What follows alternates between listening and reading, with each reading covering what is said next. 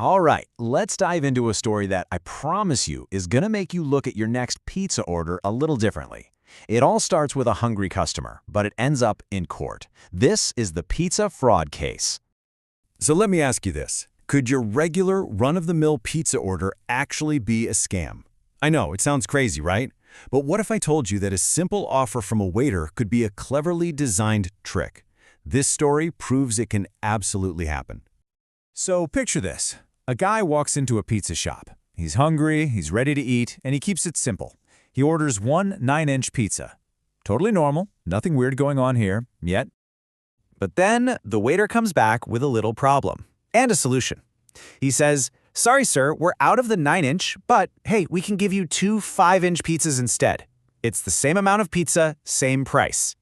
Now, on the surface, that sounds fair, maybe even like a better deal, right? I mean, 5 plus 5 is 10, and 10 is bigger than 9. But is that really how Pizza Mouth works?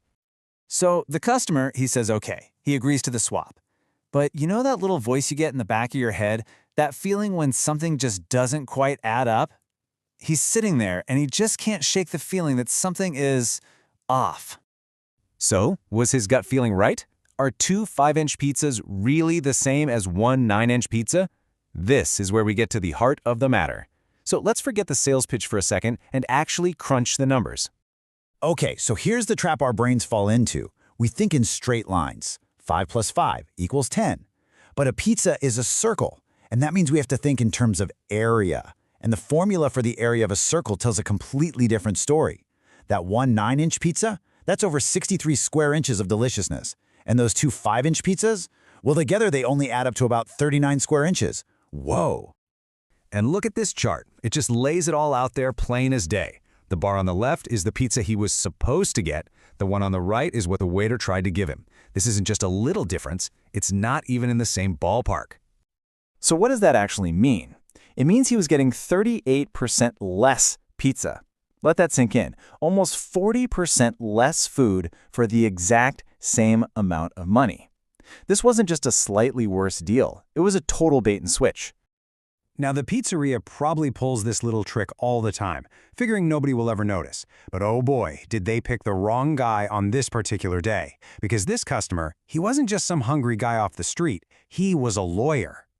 And just like that, what started as a simple dinner dispute became a full-blown legal battle. He knew exactly what was going on, and he sued the shop on 3 key grounds: misrepresentation, cheating, and what's called an unfair trade practice. So let's break that down. First up, misrepresentation. In simple terms, this is when someone tells you something that isn't true to get you to agree to a deal. The waiter said the pizzas were the same quantity. That was a false statement of fact, and it's the reason our guy agreed. When you make that false statement dishonestly to trick someone, well, that can cross the line into outright cheating. And that brings us to the third point: unfair trade practice. This is all about making sure businesses play fair. And knowingly using a math trick to sell a customer way less product for the same price, that is a textbook example of a deceptive, unethical way to do business. So armed with solid math and some pretty clear legal violations, our lawyer hero takes the pizzeria to consumer court. And that's a special court that exists for exactly this reason, to protect people like you and me from these kinds of shady business tactics. So what happened in the end? Well, the court didn't mess around. The ruling came down hard. First, the shop was hit with a fine. Second, they were ordered to pay compensation to the customer. And third, they got a very stern warning to never, ever try a deceptive trick like this again. It's a pretty satisfying end to the story, isn't it? The little guy won, the system worked, and the deception was called out. You could say justice was served. Piping hot. So what's the big takeaway from all this? It's pretty simple, actually, but it's so important. The moral of this story is to always, always check the math, especially when someone's offering you a deal. It's so easy to just say yes when you're hungry, but that's when you've got to be the most careful. And really, this whole thing was never just about pizza, was it? It's a reminder to keep your eyes open and be a smart consumer. And it really makes you wonder, right? What other so-called deals are out there that we should probably be double-checking? We absolutely love digging into these real-world cases that show you how the law works in everyday life.